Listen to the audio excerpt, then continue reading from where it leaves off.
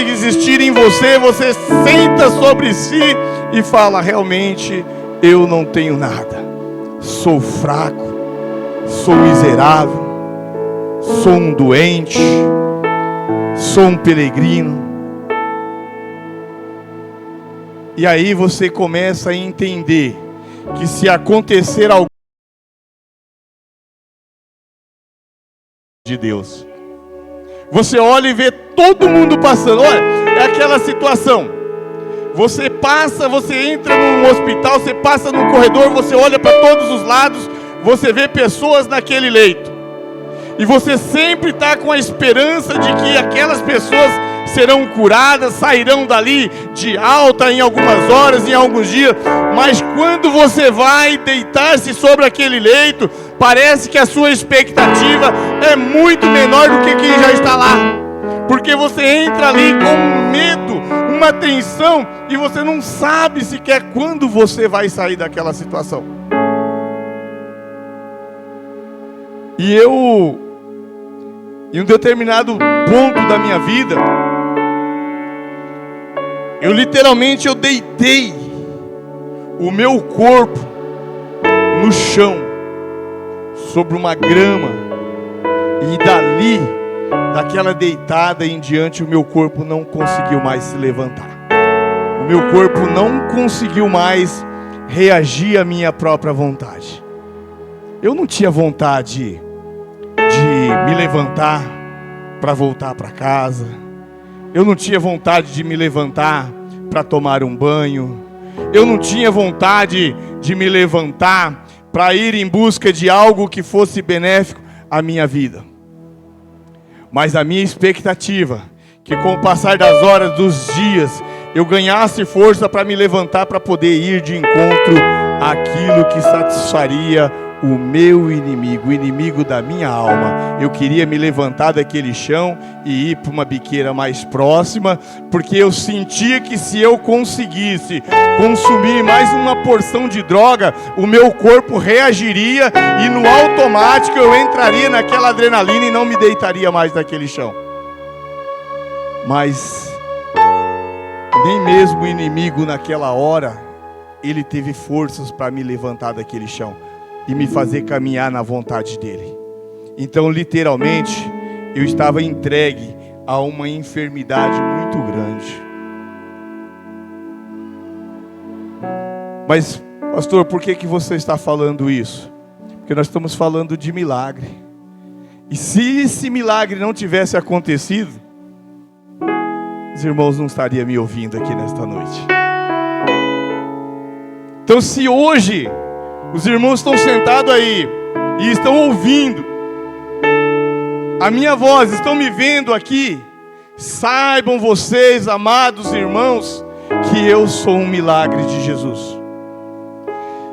E Ele não só usou de misericórdia para exercer esse milagre na minha vida, de estar me curando, me levantando daquele chão, como também Ele usou de misericórdia e realizou o grande milagre da minha vida, que foi devolver-me para a minha família, trazer-me de volta para casa, para o lar onde Ele tinha me dado.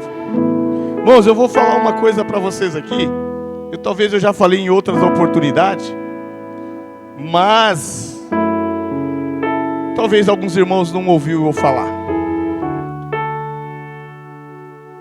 Hoje talvez nem tanto, minha esposa não faça tanta questão de ouvir isso. Mas houve um tempo em que minha esposa não gostava nem que eu me expressasse dessa forma. Mas teve um momento em que eu ouvi o próprio inimigo falar no meu ouvido: eu te tirei tudo. Eu acabei com a sua família. Eu te tirei do seio, do convívio da sua família. Eu sempre soube da existência da minha esposa, eu sempre soube da existência dos meus filhos, mesmo sabendo que eles cresciam com a minha ausência, mas eu sabia que eles estavam sendo cuidados, eu sabia que eles cresciam na graça e no conhecimento do Senhor.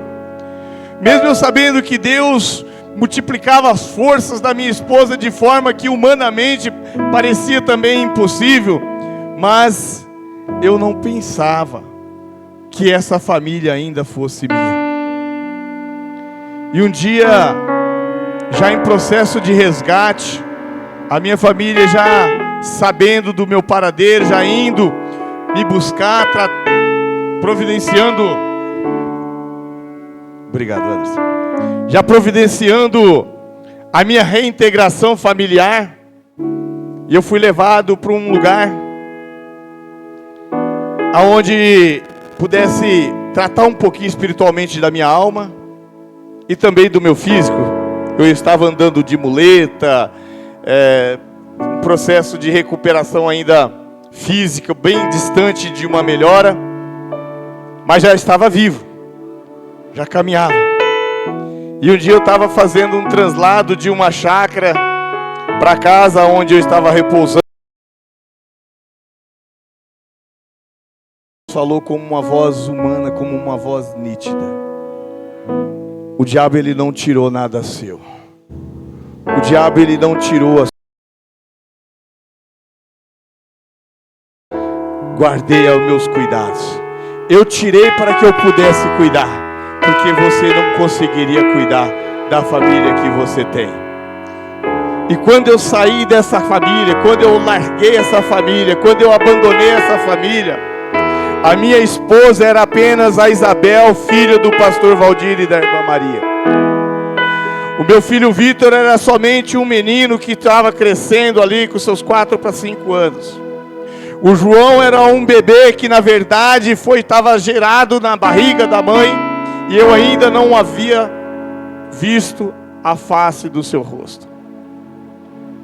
E quando o Senhor falou no meu ouvido que Ele havia tirado de mim essa família para cuidar, de imediato Ele mostrou para mim: olha aqui, você lembra da Isabel, a sua esposa? Hoje ela não é mais Isabel, hoje ela é pastor Isabel. Você lembra do seu filho Vitor, que era um menino? Hoje ele não é mais um menino, hoje ele é o pastor Vitor. Você lembra do seu filho João, que você não tinha visto sequer o rosto dele?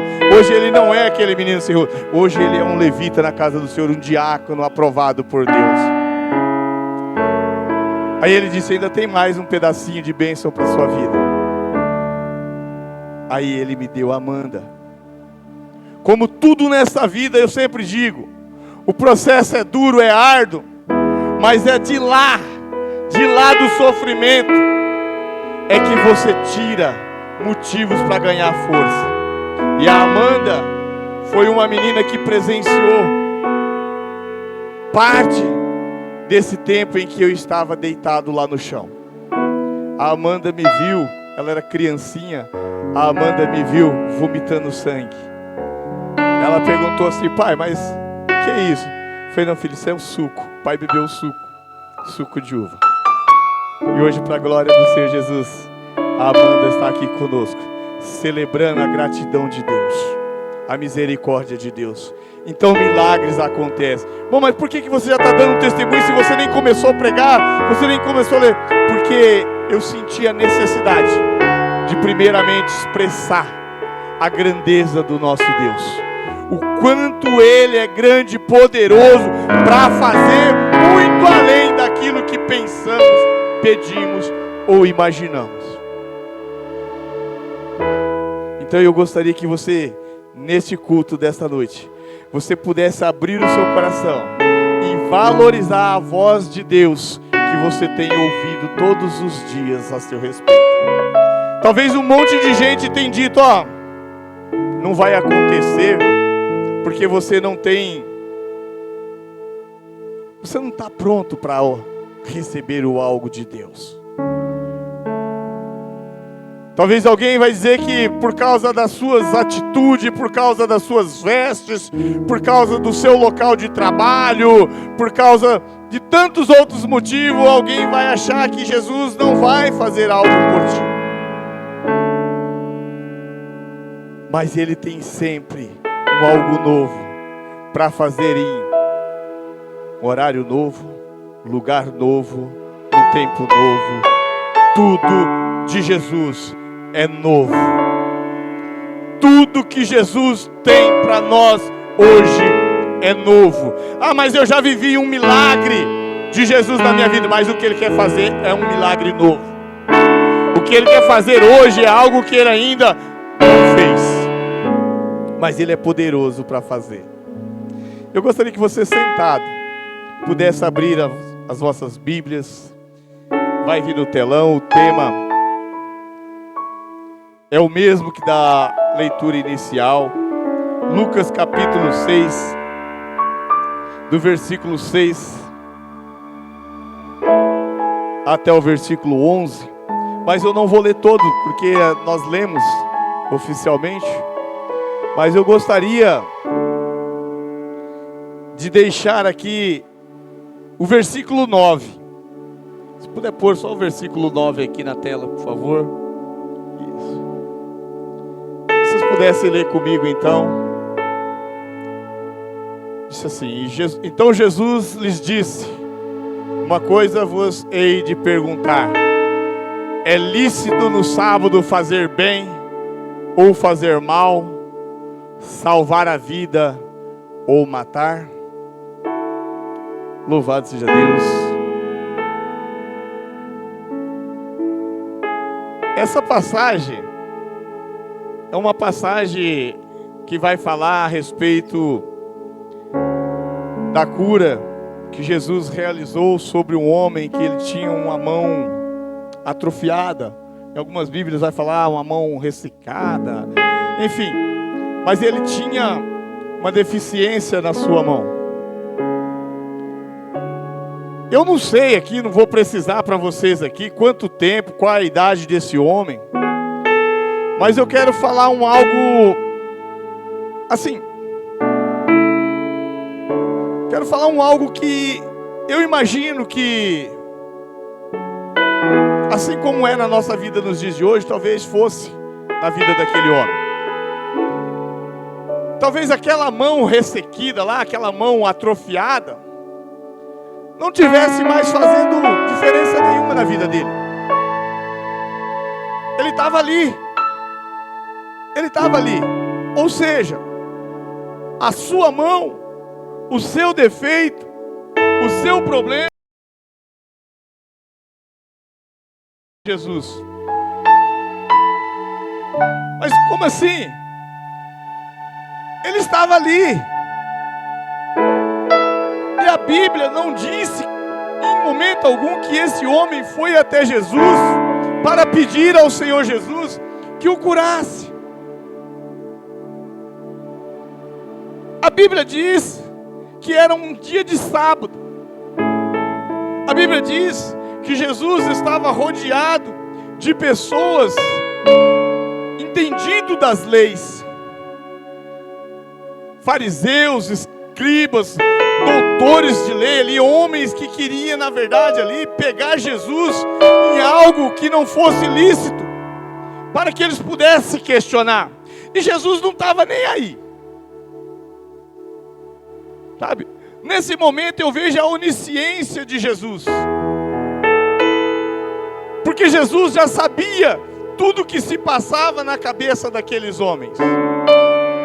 Então Jesus pouco se importava. Mas algo precisava acontecer naquele dia, naquele lugar, para que as pessoas entendessem que Jesus, Ele não precisa de algo de ninguém.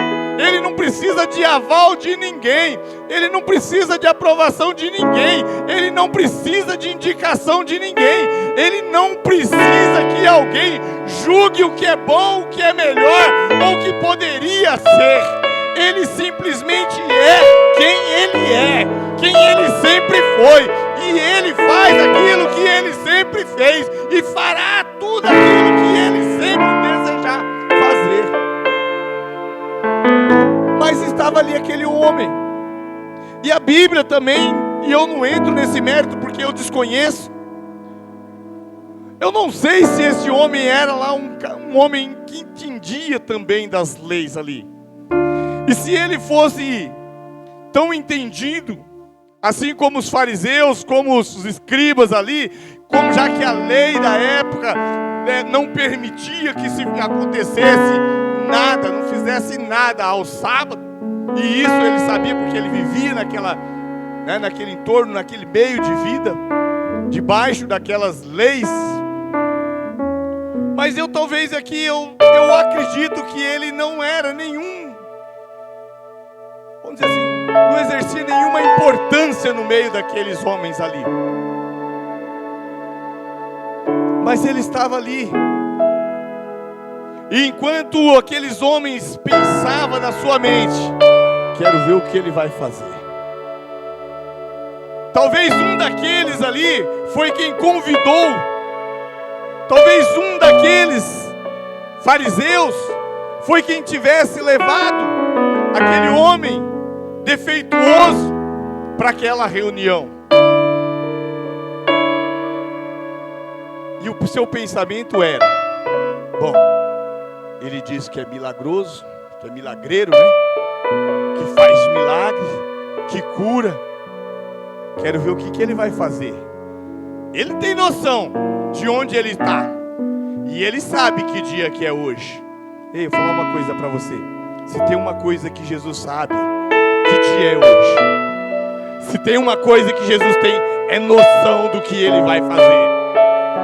E ele está olhando para a sua vida hoje com uma vontade de fazer a diferença, com uma vontade de fazer pensamento de quem não quer acreditar. Irmão, você pode ter certeza que está cheio de pessoas duvidando do que Deus vai fazer, porque acha que hoje não é o dia do seu milagre, porque acha que a sua promessa ainda não está em tempo de cumprir. Ei, o Senhor Jesus, Ele é o dono desse tempo. Ele é o dono desse tempo. E é chegada a hora. Talvez alguém inquieto ali naquela reunião começou meio que dar aquele toquinho assim para Jesus, como se Jesus não tivesse visto a mão daquele homem. Talvez alguém se esforçando para fazer Jesus enxergar a mão daquele homem. E Jesus, conhecendo o pensamento dele, aquele povo, ele disse: eu vou fazer e vou satisfazer a curiosidade dos incrédulos. Sabe qual é a melhor parte do milagre? É quando os incrédulos veem o milagre acontecer. Porque ele olha para você e ele fala: não, mas você não é capaz. Jamais ele conseguiria. Eu sei, eu convivo, faz tempo, eu conheço há muitos anos. Eu vi nascer, eu vi crescer. Jamais ele vai conseguir. Jamais. Aí Jesus faz conseguir. Aí Jesus faz acontecer. Aí o incrédulo fica: ah não, esse Jesus, não, só Deus. Aí o incrédulo fala: só Deus. E é só Deus, sabe por quê? Nós só dependemos de Deus. Nós só dependemos de Jesus. Eu não dependo da incredulidade de ninguém. Incredulidade não me dá força, mas Jesus me dá força. Jesus me dá graça. E eu me levanto. E eu ando.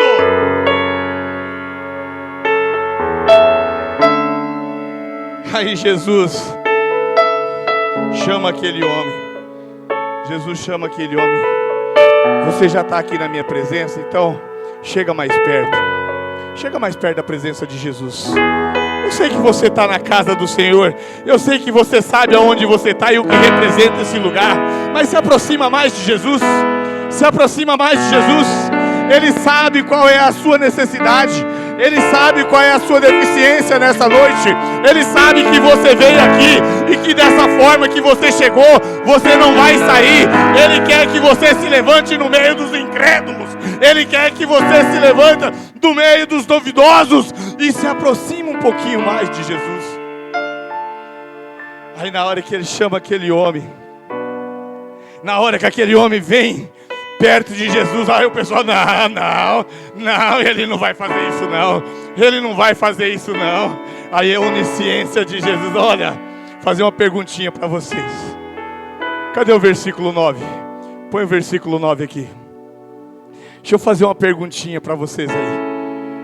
Jesus, no seu pensamento, na sua onisciência, conhecendo o pensamento de cada um daqueles incrédulos, ele disse assim: olha, uma coisa vos hei de perguntar: é lícito nos sábados fazer o bem? Pode segurar o versículo aí.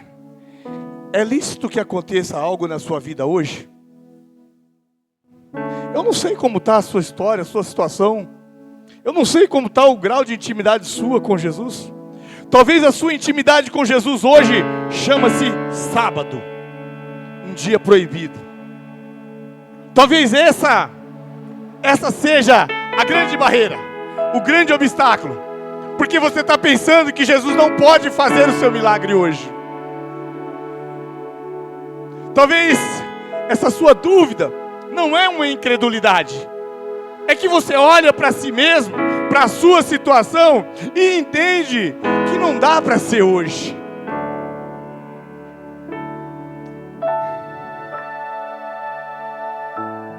Ou fazer um mal. Talvez você entende que não vai te acontecer nada de ruim, que Jesus é bom, Ele é misericordioso.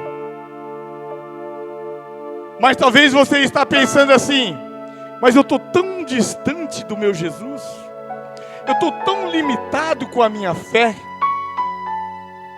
eu estou me sentindo tão afastado de Jesus, que é bem capaz que sobrevenha sobre mim um mal maior. Eu estou vivendo momentos tão tensos no meu trabalho, que por esses dias é bem capaz que eles me mandem embora, é bem capaz que tirem a minha promoção.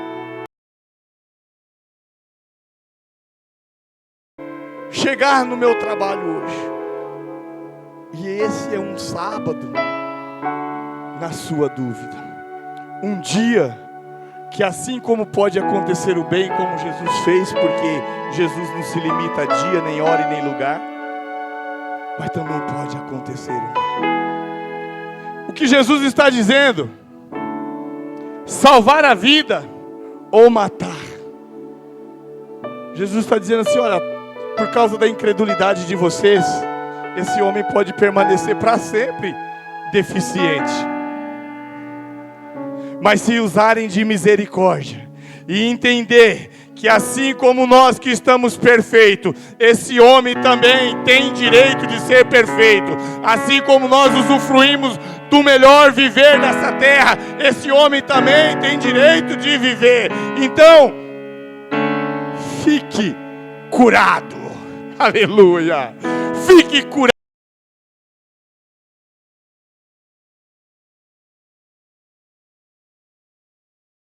Fique curado das amarras da sua vida. Você é liberto, você é transformado, você é curado, você é renovado. Não se limite ao dia em que Jesus fará, porque Ele fará.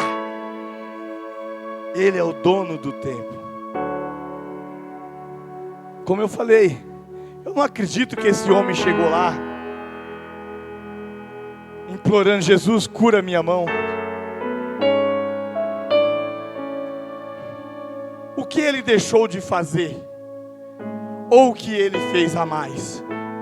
A importância disso é tão irrelevante que não foram registrados. Mas o que Jesus quis dizer assim: Ele não precisa de ninguém para fazer o seu milagre. Tem gente que ainda acredita que é por meio de Antônio, de Maria, de João. E eu não o critico, mas eu posso afirmar categoricamente, com todas as letras: só há um mediador entre Deus e o homem, Jesus Cristo, o homem. Então, se você crê que pode acontecer um milagre na sua vida, peça o milagre a Jesus. Somente Ele possa fazer, somente Ele pode fazer o milagre acontecer na sua vida. Mas e aí, pastor? E aí que mais um milagre relatado na Bíblia. Mas pastor, você está falando de um braço atrofiado. O senhor nem deu importância para o braço. Não.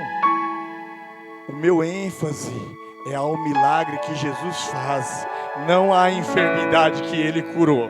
A enfermidade Ele só curou, mas aquele que curou a enfermidade, Ele é todo poderoso, Ele é o grande neste lugar, Ele é o que chama a atenção nesse lugar. Então não adianta eu chegar aqui e contar que eu andava de muleta, que eu fiquei jogado numa grama, coberto de fezes e moscas, se eu não disser para vocês que Jesus me curou. Não adianta eu dizer que eu fiquei internado, que eu tirei um tumor no meu rim, que eu tive uma trombose, que eu quase tive uma falência respiratória, se eu não disser para vocês que Jesus me curou. Não adianta nada. Como eu falei, o hospital está cheio de gente enferma. Um monte de gente enferma. Mas quantos milagres vocês têm visto sair de lá?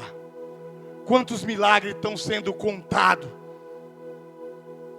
Quantas vezes o nome do Senhor Jesus está sendo glorificado por estas vidas? E a responsabilidade nossa aqui é dar toda a honra, é dar toda a glória àquele que é digno de honra e de glória. A Ele toda a honra e toda a glória. Se você puder, aplauda Ele em nome do Senhor Jesus.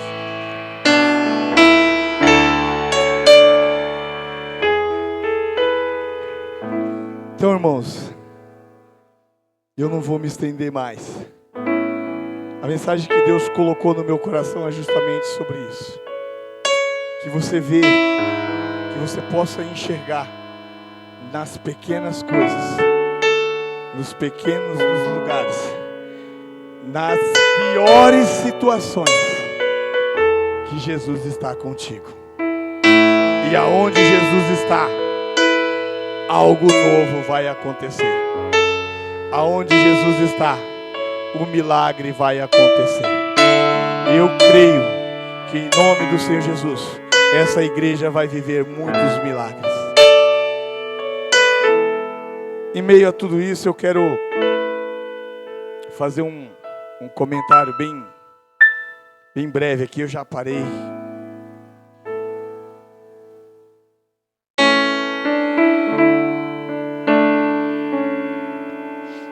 Eu sempre tive uma preocupação muito grande com o meu chamado, com o meu ministério pastoral. E aonde o Senhor tem me levado, tem me feito viver como um pastor. Só que às vezes, a gente como pastor, a gente se torna um ser humano limitado. Pastor Vitor, e hoje eu fui indagado por mim mesmo, querendo saber qual era a maior prova de amor que Jesus ele pediu aos pastores. Quando ele disse: Pedro, tu me amas? Eu disse: sim, amo sim, Senhor. Apacenta minhas ovelhas. Ele não ouviu. Tudo bem, Senhor.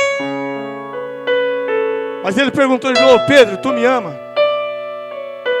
Amo, Senhor. Apacenta minhas ovelhas.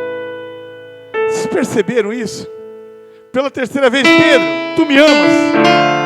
Sim, Senhor. Ele só queria que Pedro demonstrasse o seu amor. E qual era a prova de amor que Jesus estava pedindo? Apacenta minhas ovelhas. Cuida dos meus filhinhos. Cuida de cada um deles. Independente da situação que cada um esteja vivendo, o momento em que cada um esteja passando, cuida deles. E eu esses dias, eu aprendi há bastante tempo que Deus colocou algo no meu coração, que pastor, ele não precisa de ter ovelhas, ele precisa de pasto, onde ele possa acolher essas ovelhas. E eu tenho vivido uns dias bem difíceis. E ontem aconteceu algo muito forte comigo. Eu nem comentei com a minha esposa, porque a gente ainda está passando um momento de luto também. Mas foi algo tão forte que eu pude entender um pouquinho mais do que é ser um pastor. Há uns 20 dias atrás, um terceiro, um dono de uma empresa que presta serviços lá onde eu trabalho, o filho dele suicidou. O filho dele suicidou e aí a gente conversou e ele desesperado e tal. Quer falar. Mas aí tudo bem, passou, aguardei os dias, né, mais difíceis dele. Depois mandei umas mensagens para ele, a gente começou. E aí ontem a empresa chamou ele novamente para fazer uns orçamentos, para que ele possa realizar alguns trabalhos na empresa. E esse filho dele trabalhou prestando serviço de obra em um desses galpões onde eu faço a segurança. E ele chegou, parou o carro em frente ao galpão, e eu acho que naquela hora ele vivenciou algo forte da lembrança do filho. E aí ele não conseguiu dar o orçamento dele, ele não conseguiu fazer. E aí ele foi embora. E cerca de umas 2 horas, 3 horas depois, ele me ligou desesperado, chorando. Pastor, eu estou vendo o meu filho. Pastor, eu estou escutando os passos do meu filho. Pastor, ele está me chamando. Como assim? Como assim? Irmão, fica calmo. Jesus vai acalmar essa tempestade. Tudo isso que você está vivendo não é real. Não é real. Mas eu não posso dizer que não existe dentro de você a dor da saudade, a lembrança, a falta de um filho. Mas tenha só mais um pouquinho de paciência. Jesus conhece a sua causa. Ele sabe até quando você vai suportar. Então fica calmo. Jesus vai tirar todo esse sentimento de dor, de fragilidade, porque você precisa continuar. Falei para ele, eu não estou aí para te dar um abraço, mas se você puder, põe no Viva Voz, eu vou fazer uma oração por você. E eu comecei a orar por ele, e eu esqueci que eu estava no meu trabalho, eu esqueci que eu estava de frente para a rua, eu esqueci que eu estava portando uma arma de fogo na cintura. E eu comecei a orar por ele, eu comecei a interceder por ele. E eu sentia como se as minhas mãos estivessem sobre uma montanha de algodão. Parecia que a minha mão estava afundando. E eu sentia que aquele era um afago que Deus estava levando para o conforto do coração daquele pai. Então, irmão, acho que isso é uma prova de amor. E estas coisas selam o meu ministério com convicção. E hoje eu me sinto verdadeiramente um pastor de pastoreio. Porque Deus me dá a oportunidade todo dia de, no mínimo, uma pessoa por dia, aonde eu possa falar do grande amor de Jesus, aonde eu possa abraçar.